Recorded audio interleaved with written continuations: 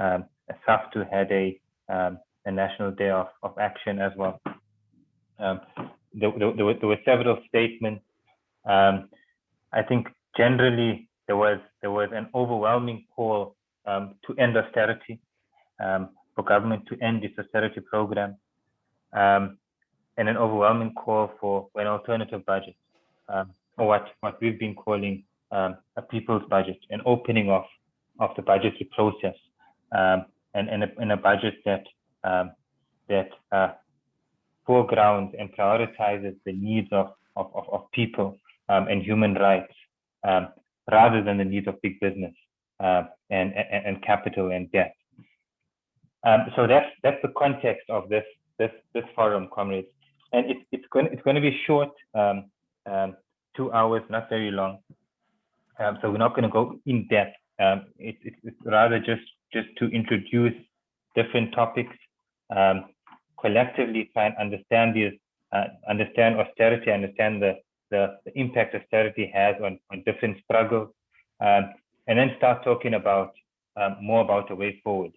So we have spoken about this in our previous meetings, but we'll speak more about that. Comrades, the program, we're going to start with two speakers just to give a brief analysis on the budget speech last week, and also to speak about the government's austerity program. And then we'll break out into groups. Comrades have already chosen their groups based on the sector they work in or are interested in. We'll come back into plenary, engage collectively in what came out of the group, and then we'll discuss a way forward. So first, comrade, I'll hand over to Comrade Busi Sibeko from the Institute for Economic Justice and the Budget Justice Coalition. Sorry, first I'll hand over to Dominique Brown from the Budget Justice Coalition and the Alternative Information Development Center, who give us an overview of the government's austerity program and the government's commitment to neoliberalism. Locate the budget in that. Dominic, you up. Morning, comrades. Amandla. I'm sure everyone shouting. Away too. Thanks, comrades. So many of us, as Minaj was indicating, have said already before the budget, no to budget cuts, tax the rich, pay the grants, called for a basic income grant, and made various calls about what government and the finance minister, should be doing. And this is because we have seen now that for many years, government has focused on reducing debt levels at the expense of much needed investment into housing, into transport, into energy and electricity, improving the essential services that the majority of the people in this country need. And at the same time, start to redistribute, take some of the large levels of wealth that has been held in the hands of a small minority for hundreds of years, and that levels of wealth is obviously growing. And because of this kind of policies from government, people across the country, movements, the movements that you are all involved in, and organizations have seen the negative impacts that government's policies have had. And because of this, we are saying that we can't continue in the same vein anymore. But many of us have also made real concrete demands, workable alternatives, what government can do. We didn't just, or don't just reject what government is doing. We're saying here's an alternative. But as we know, they don't really listen.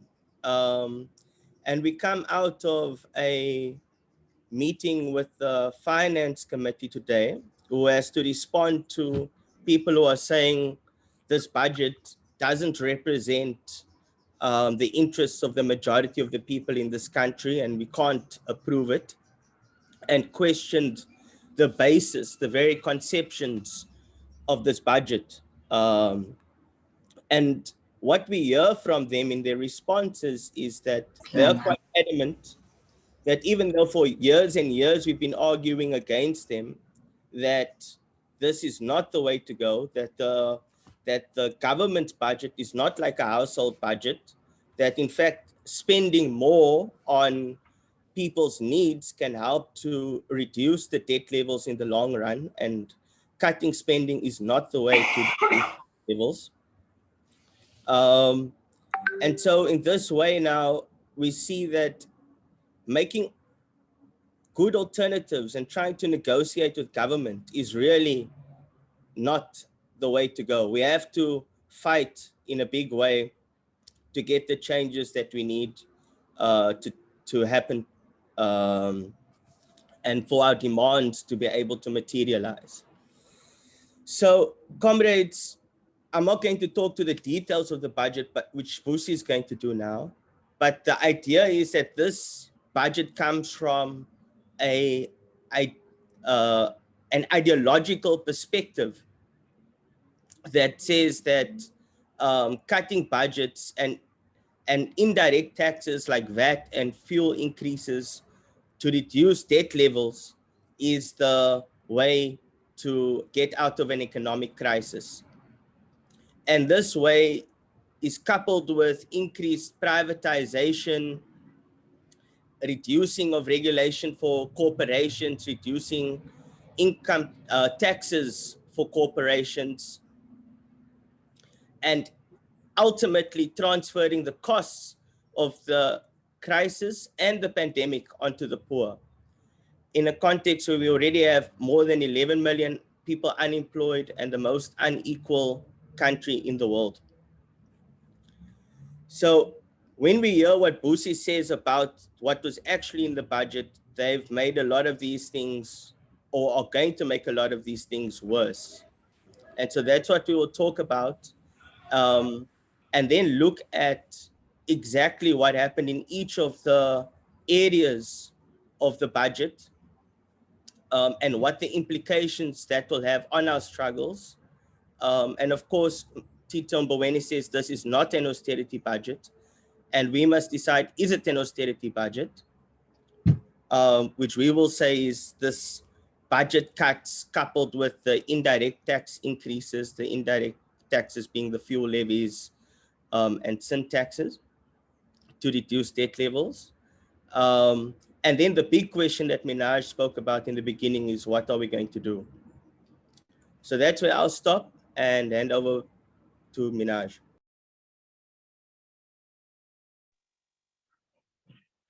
Thanks, Comrade Dominic. Busi?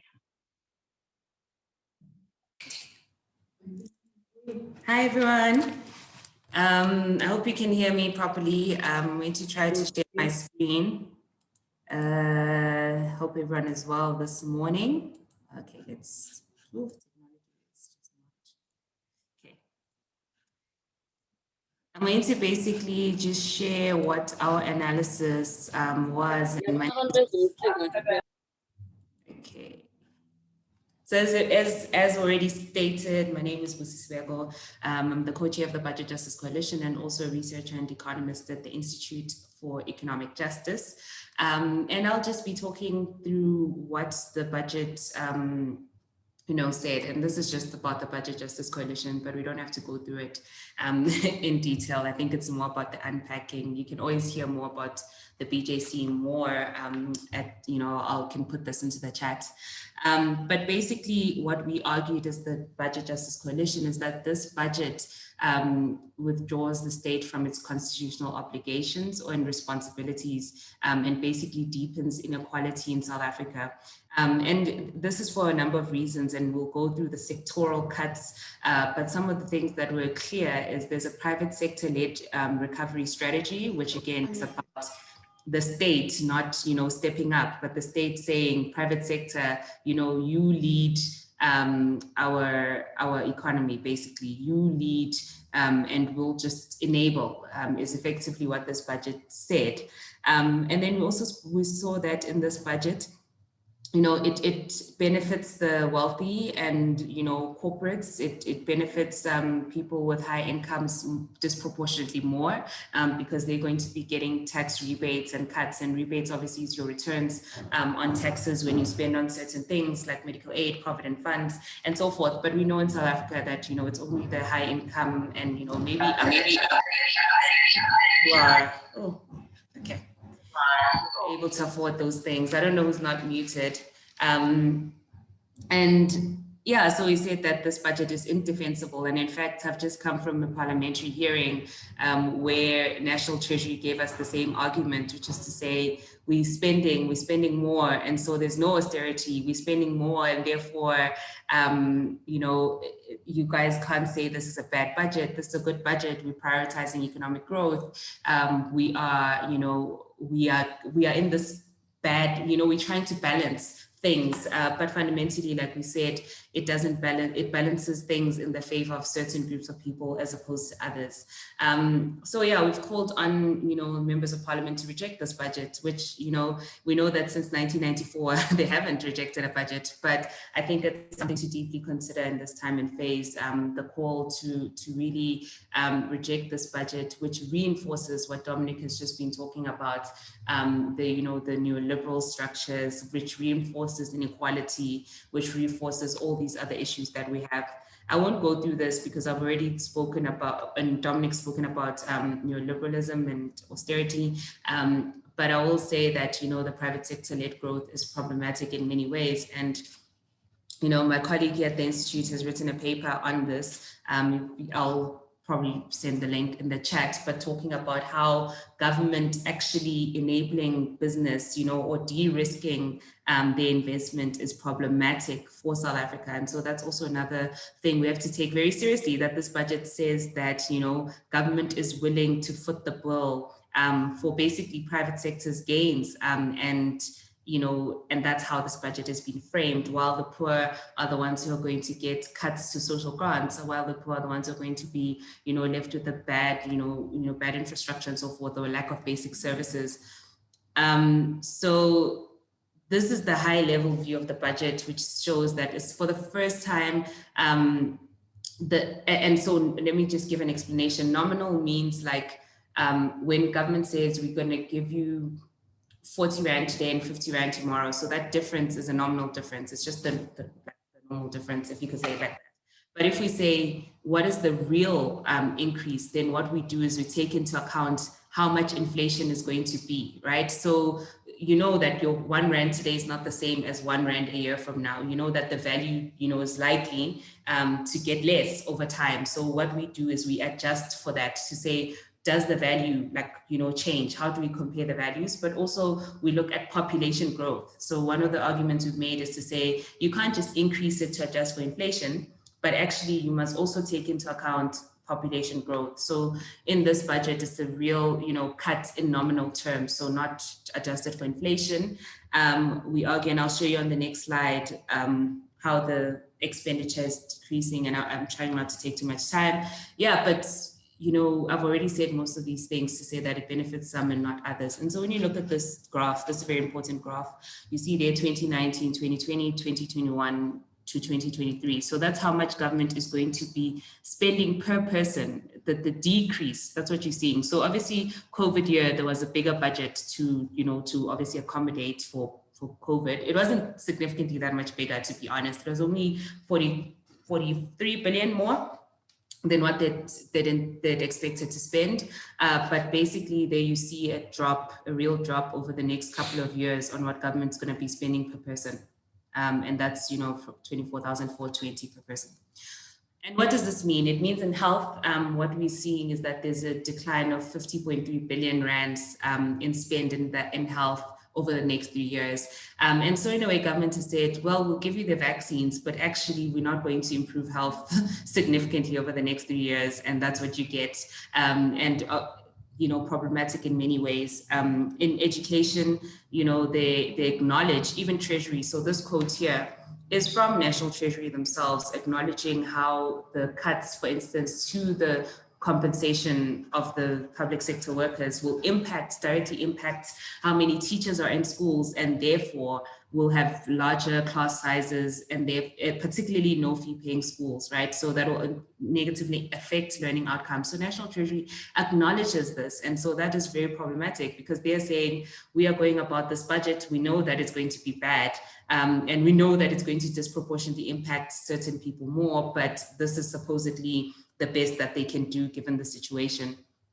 And so with social grants, I'll end here, this is my last slide, but to say we obviously know with the COVID relief grant, it's only been extended for 3 months in a time of crisis where we are seeing high levels of unemployment, or peak in unemployment rate of 11.1 million South Africans, expanded definition, who are unemployed. So, but guess what our Treasury has done? Instead of actually helping these families, they've only extended by 3 months the special grant rather. But if you look here, so this is what I was saying between the real and the nominal.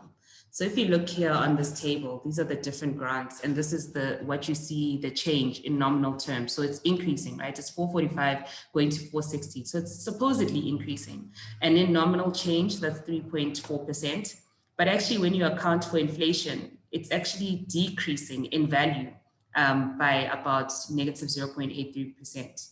So that's what we mean by real. And these are the changes we should care about, especially when looking at the budget. What are the real changes to these amounts? Because, when they say 50 billion this year, 70 billion next year, it seems like it's increasing. But the question is it really increasing in value and accommodating for the population? So I'll end on this one to say that the child support grant has the highest nominal increase, but then it's still declining. And over the next 3 years, so I didn't show the graphs here, but to say that over the next 3 years, we're going to see all the grants actually decrease. And I think these numbers are even underestimating, because, as Paula from the Child Institute has flagged, that the number of recipients or people applying has changed, right? Because of COVID, people not being able to access applications, but not just that, but the number of people who are in need is going to change fundamentally. So we almost need updated data, which will show probably a worse situation given COVID, to show, to basically be able to assess this in a more holistic way. So that's the end for me in terms of just the high level views of the budget itself. I'll leave it there.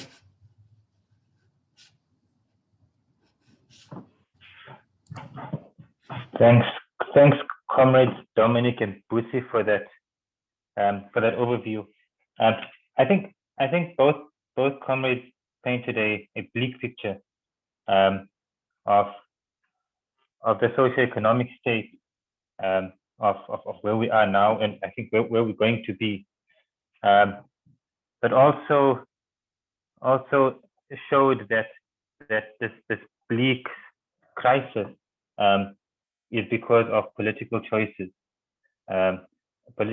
made by the government, and political choices that the government is committed to.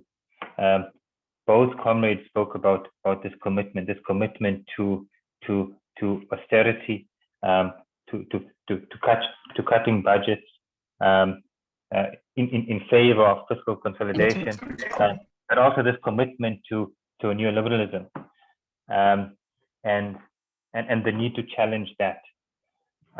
So comrades, we're going to speak a bit more about some of the details now, the details in the specific sectors. We have 5 working groups. Comrade Dominic shared the list of the working groups on the chat. 6. Sorry, we have six working groups. Grants, which will deal with social security and basic income. Comrade Shaira will be facilitating that group. Shaira Kala from the C19 cash transfers working group. Then we have education. Comrade Jane from Equal Education will be facilitating that. Then health. Comrade Daniel from Section 27 and the Budget Justice Coalition will facilitate that. Then municipal services, Comrade Kirsten from the Budget Justice Coalition will facilitate that. Then feminist budgeting, Comrade Sam, I'm not sure if she's on. Okay, she is. She'll facilitate that. And then jobs and unemployment, Comrade Dominic from the AIDC will facilitate that. So Comrade Rekan will break you up into the groups based on what you have chosen. If you haven't chosen a group, then we'll just have to do that manually, so that will take some time. In terms of the format, the facilitators will just give a brief input into the impact of the budget and austerity on the sector, and then there'll be a broad discussion that will focus on three things. One is what is the lived experiences of movements, of people, of activists, of people working in NGOs within that sector, and I think that's important. The knowledge production needs to come from comrades in this group, and then the second one will look at what can we do, what needs to be done, considering that these are because of political choices, and then the last part, the last 10 minutes, 5 to 10 minutes, it will just be a space for reflection on what happened last week, Wednesday. I'm sure most comrades on this call were involved in some kind of action, or some kind of writing of demands last week, Wednesday. So it's just a reflection on what happened then. And then we'll come back into plenary. So also remember to nominate somebody to present back to plenary. So comrades, we have 40 minutes in the breakaway groups. Rekan, can you do that?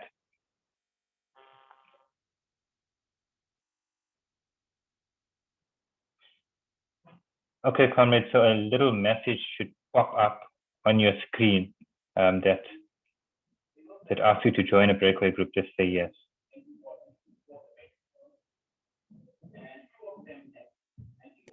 Hi, comrades. The people remaining here have probably not been assigned a room yet.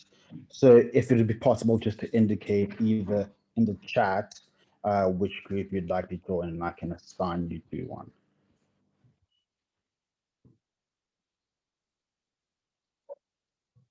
Or you can manually choose to join a group, if I'm not mistaken.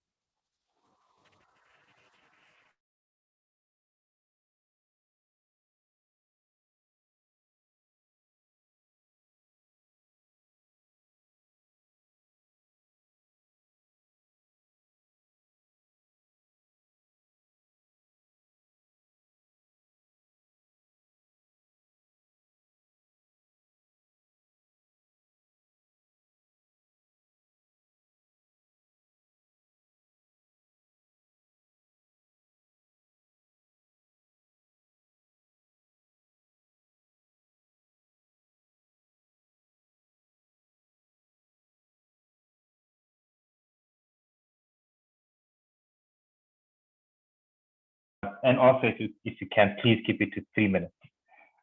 So I'll start with the grants group, the group that Shaira facilitated. Thanks, Com. There wasn't anyone who wanted to do the report back, but I asked comrades to please add to what I'm going to report back on, if I miss anything. What's very clear, and the robustness of our conversation focused around a number of key issues. The first amongst them was that there was some background from Comrade Caroline on the community works programs. And so we had a discussion around the demand for UBIG being set in the context of no conditions and complete universality, versus conditions that were not ones that would detract from the demand itself. So are conditions in themselves bad, or is there some room to understand conditions in a broader sense? Could there be conditions that are actually positive to this demand? Then the second thing was around the contention between works and work programs and jobs and grants, we see that the government tries to put the two against each other, when in fact they are reinforcing when seen holistically. So we need to move away from seeing grants and jobs as being, either or. We need both of them. And in fact, one of the comrades in the group had experience in youth unemployment. And she said that on average, youth need 900 Rand a month to look for jobs. Job seeking is in itself a costly activity. So that's an interesting argument that we need to bring into the conversation around basic incomes.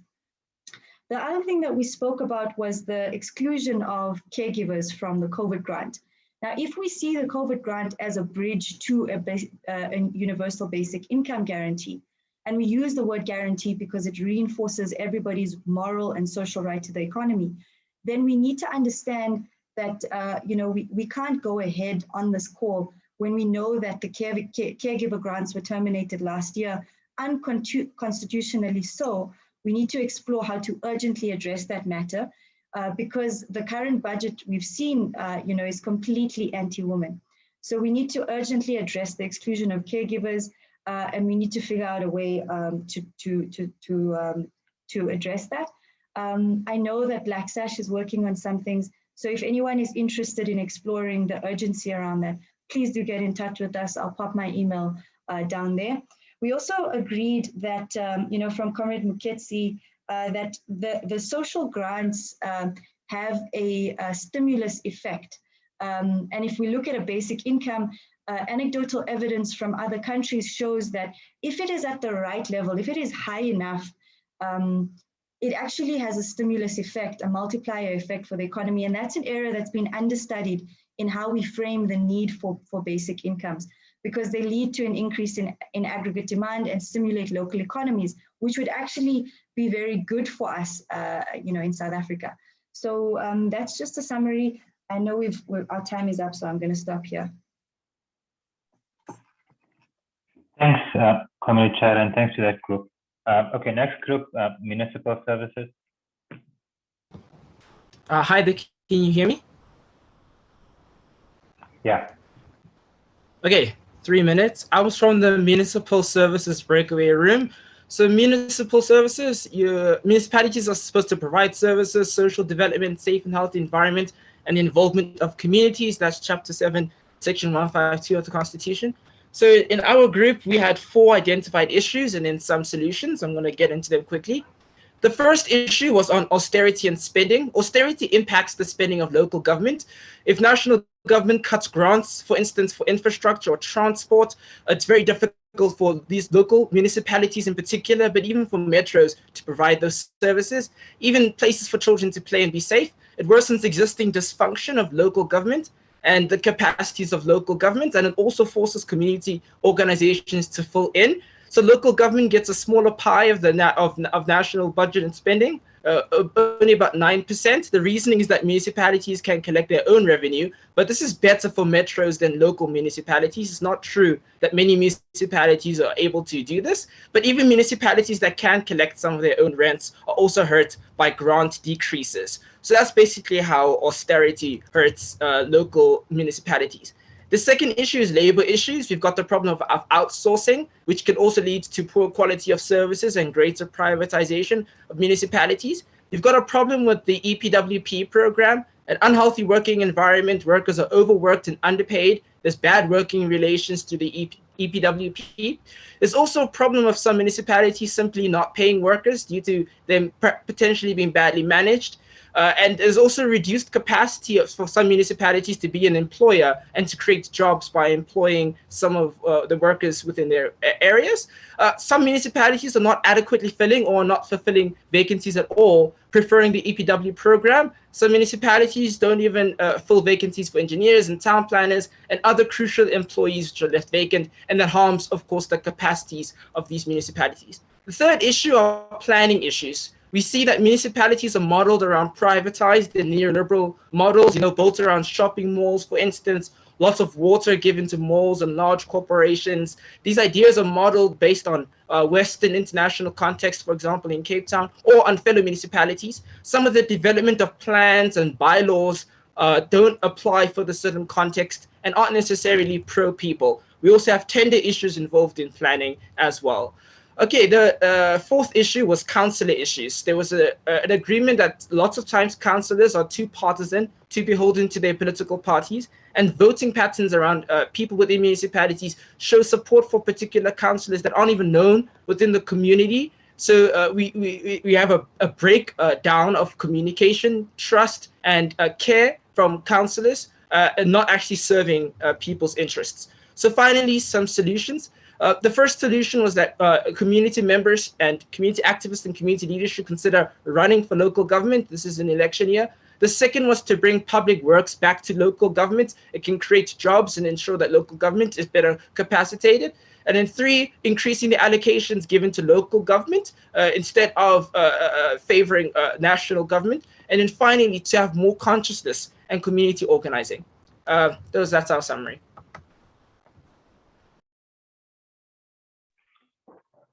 Thanks, comrades. Okay, next group, feminist budgeting and gender-based violence. Hi, everyone. Can everyone hear me? Yeah, so we can hear you. I will just go through it. So we were actually looking at feminist budgeting, particularly through intersectional feminist approach, in that obviously we have to take into consideration race and class. And also recognizing that the violence is not only physical, but also structural.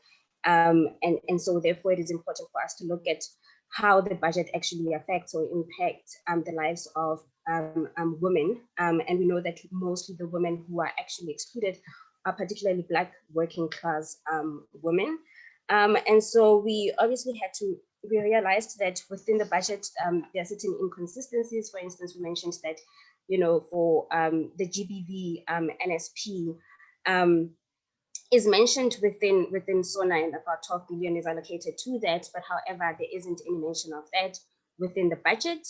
And so therefore, that actually means that there are like those kind of like existing inconsistencies that give us somewhat of a there's disconnection between essentially, and give us anxieties in terms of what does that actually mean? And we also look at how the budget, budget cuts actually implicates very important parts of society that actually that could help, fight against gender-based violence, like the police and prosecution, and such, and shelters, as well as counseling centers for gender-based violence, right? But another thing that we actually emphasized on was essentially the importance of recognizing that the system in its entirety is actually against us, and the system in and of itself needs to be destroyed, because we cannot continuously be trying to fit ourselves into the system that was designed to disadvantage us. And it's quite important then to actually recognize also the importance in the participation of women in particular when it comes to factors of production. Like for instance, the land question, obviously, that also came through, as well as just looking at looking at disaggregating, right, each and every department to see which women have actually benefited from benefited or are benefiting or not benefiting. And so I think at the core of it, our suggestion was that how do we actually feminize the budget, but also understanding that, the current existing neoliberal capitalist and patriarchal system does not in any way favor women, particularly working class women and Black women. And so the suggestion was that obviously, like, we need to then do away completely with this capitalistic system and look into actually what socialism can actually do for us as women. So I think I touched on that. Oh, and then in terms of things that can be done, we believe in active activism, in ensuring that, and understanding as a people that we actually have power to actually force the government into implementing policies that speaks to the people and the demands of the people. Thanks, Kondan, and the rest of the group. Okay, next we'll do health, the group that Daniel facilitated. Okay, good morning, everyone, and sorry about the noise. I'll try and speak as loud as I can.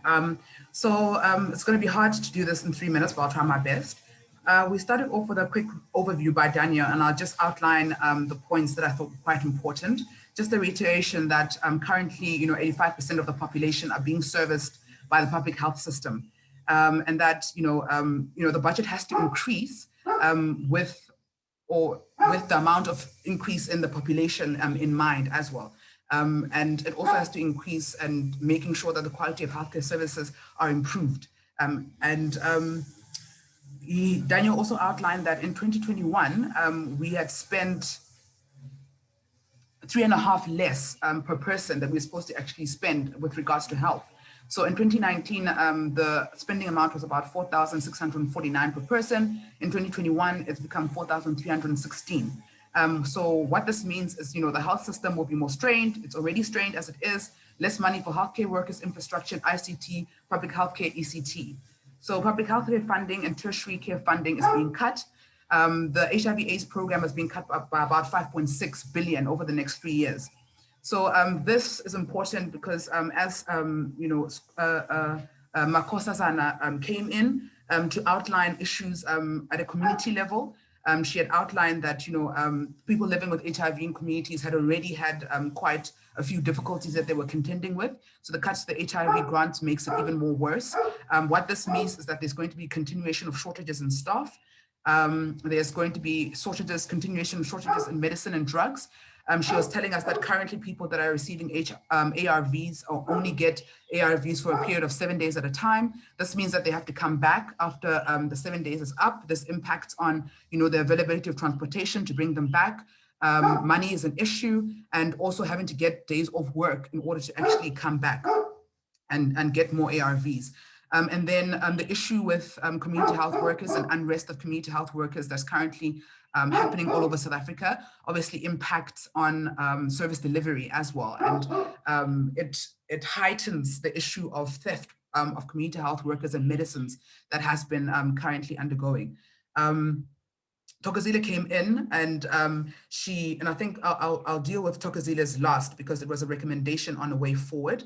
But Nandi came in to outline that, there's urgent need of training of how health workers can dispose of medical waste at a clinic level. So if there are any comrades that are now available on the call that can recommend how it is that they can get people to come and assist with the training of health workers about how they can actually dispose of medical waste, it'll be very much appreciated.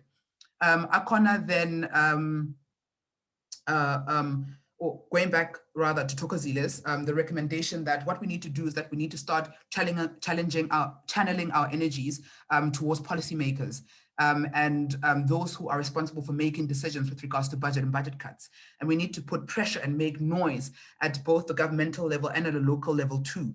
And that more attention needs to be placed on those that are being impacted by service delivery failures, and they need to be engaged and brought into the conversation. So we can solicit thoughts and ideas about how best we can get their input in how best to influence decision makers at a government and a local level as well. So as activists, we need to think deeply about how we can begin to put pressure on those that are responsible. So another recommendation on a way forward that came up was how do we then look at the way in which money is being ill-spent in health. So for example, if we know that it's been ill-spent in allocation of tenders, how do we then make recommendations to those that are responsible for budget cuts and for ultimate decisions on budgets on how this money that has been ill-spent can then be channeled to be used on service delivery issues and to better service delivery issues. So this is something that as activists we need to do, and more so looking at provincial budgets that are going to be tabled soon. Some have already been tabled, but that are going to be tabled, and in determining how it is that we can advocate around the provincial budgets. A way forward that was also recommended was at at a local level, you know, at a community level, at a grassroots level, we need to start having conversations about budgets so that those that are actually involved in service delivery know, you know, how the budget is supposed to work, so that should it not work like it's supposed to, then, you know, advocacy can be started around that. I don't know if I've left out anything, and I welcome colleagues to input. I think that must be 3 minutes, I'm not sure, but yeah, thank you. Okay, thanks, comrades. Next, I think this is the last group, jobs. None of the other presenters spoke about their reflection on last week Wednesday's action, and I know this group did discuss that. So whoever is leading on this, if you can also speak about that. So Dominique's group on jobs. Comrade Sia. Yeah, so thanks, comrades. For us, it was the only thing we spoke about is that austerity generally reduces productivity, and so we've shown this, and we've had a lengthy discussion about how over 11 million people are unemployed, and not to mention the number of discouraged workers in this. And so before, and this was another point, that before the pandemic, about 2.2 jobs were lost. And in the course of the pandemic, about 1.5 million jobs, 1.4 million jobs were lost. And we've also spoken about how this is also affecting the wage freeze, which all public sector workers are interfaced with. Their bonuses are getting taken away. They didn't get increases. There are increases in tax. And uniquely in the Eastern Cape, all the nurses, ComServes, education assistants, community health workers who were employed during the course of the COVID pandemic, their contract won't be extended on the 31st of March. So this is what we've reflected on, comrades. And to us, this was quite contradicting with what Ramaphosa in his economic recovery plan was presenting and what the budget itself is presenting. So it's like we're dealing with two presentations from the same government. I don't know, Comrade Roger, do you have anything to add? No.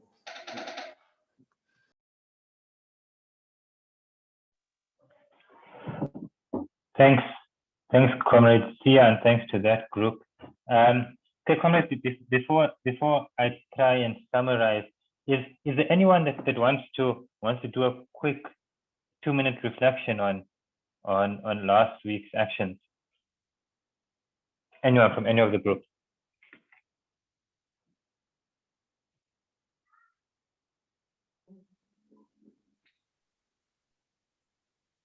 Bridget? Thanks, comrades. Yeah, on our one, in terms of the Summer Back to Work campaign, we visited first the city of Cape Town early hours of the morning as coordinators from various communities to go and put through our demands. And we were unfortunately manhandled by the South African police, but after a while they've realized that we were there because we've had disputes with our own employer. And we proceeded to join the other activists from across different organizations and trade unions, where we were not even allowed near Parliament, which was a huge problem. So we were able then to address masses at the parade. And yeah, let me allow other comrades to give an input. Thanks, Com. Thanks, Comrade Bridget. Yeah, thanks for that. I mean, I think when Twicer facilitates the next session, maybe she can also speak a bit about that, because equal education was also there. Okay, comrades, thanks for those reports. That it seems like the discussions were quite rich, and quite productive. I think what's quite clear is that these different issues, and there are many more issues. We had to keep it to 5, but all these different issues are linked. Every group, for example, spoke about, in some way or the other, spoke about the unemployment crisis, and how the unemployment crisis is linked to these different crises. In order to, the group and grants mentioned that in order to get jobs, you need money, and that money can come from grants. In order to provide healthcare services in municipalities, you need to employ people. You need to employ healthcare workers, doctors, and nurses. In order to empower women, you need to prioritize the employment of women. The jobs group spoke more strategically about the issue of unemployment and how to address that. I think all groups also, in addition to making these links, and how cuts in budget affect not just that sector, but every other sector as well. Everyone spoke about these crises in a systematic and structural way. So I think it was the feminist budgeting group who said that we live in a society, we have an economy, we have a politics that systematically disadvantages women, also systematically disadvantages unemployed people, people living in informal settlements in rural areas, etc. And that's what needs to change. We have a government that's committed to a neoliberal politics, and that's what needs to change. The jobs group spoke about austerity and this idea that austerity actually reduces productivity. And when productivity is reduced, the tax base is reduced, and we have less money for all these other things. So it's quite clear from all these presentations that there is a serious structural crisis, and that's what needs to be addressed. And there were some solutions. I think all the groups spoke about the need to build people's power, to build movements, to challenge this logic of the government, to challenge the austerity program and challenge the neoliberal program. One of the groups spoke about the need for community education, popular education as well in this process of building and organizing in order to challenge. And I think that's crucial. That came out from all the groups. The other thing that was quite clear for me is that there are solutions. Every single one of the groups did speak about very practical, very obvious solutions. Solutions on grants, solutions on jobs, solutions on health, on feminizing the budget. And it's clear, and all groups also spoke about the fact that these solutions have been made clear to Treasury and have been made clear to the government. But the problem, as we said in the first session, the government refuses to move because it's committed to a certain logic, and we need to challenge that. So thanks, comrades. I think that was a deep and fruitful discussion. I see Dominique has asked some of the presenters to share some of their notes. So if we manage to get notes from all the groups, we'll share that on email as well. And hopefully those links can be made more clear. Comrades, I'll now hand over to Comrade Kwaita from Equal Education, who will lead us in the next session we'll discuss a bit of a way forward, and particularly the two things that I mentioned in the email. So the People's Budget Campaign, and the letter to Parliament to reject the budget speech.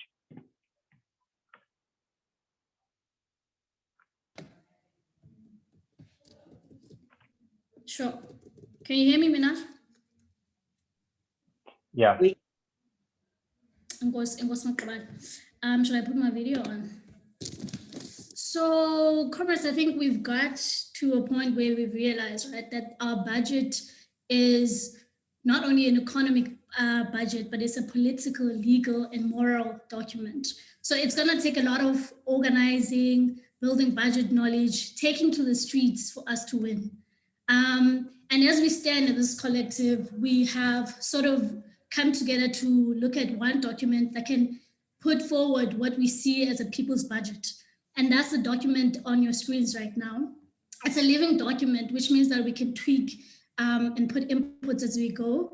But this is what we sort of put forward in Parliament last week to say that we reject a budget Tito, but this is what we want for people. But also, after that, we also want to put a letter to the Parliament to sort of reject the budget, because it undermines, as previous speakers have been saying, it undermines people's rights and people's needs. So in this session, we sort of have to think about practical ways forward, because we can't wait for Tito to speak for us to do an action. And for our actions to be stronger, for our voice to be more louder and more clear, we need to sit strategically and think about how do we anticipate as the actions. So this is a session where we can, maybe Abandu can give an input on the document itself that was put up, but also on the endorsement that we need. So there's a letter that Minaj is putting up right now. It's saying we want on Tuesday in Parliament, they are voting to sort of push this budget that we've been rejecting. So we want to put out a letter way before they do vote. So it will be much appreciated for us to move on this immediately, to get endorsements from different movements and organizations, and maybe individuals can come and endorse it. So we'd encourage comrades to go and look at that letter, do their own editing, and also try and get the organizations and movements to endorse, so that come Tuesday, our voice is heard in Parliament. Maybe I can stop here and sort of hear people if we are on the same page about where we are as the People's Budget Campaign. Because literally this is where we are, and the session is also for us to take practical ways forward. Another thing that came out very consistently is that we need to collaborate in terms of sectorials, right? So maybe the breakaway groups should just also leave outside of the session. So we should maybe have caucuses as this education, grants, different people, so that when we come again to a bigger meeting, we can have feedback from different sectors, and for us to having sit down and think strategically, how do we move? So yeah, comrades, maybe we can get a few comrades to sort of react about where we are and where we can sort of push. And then I'll take a few hands.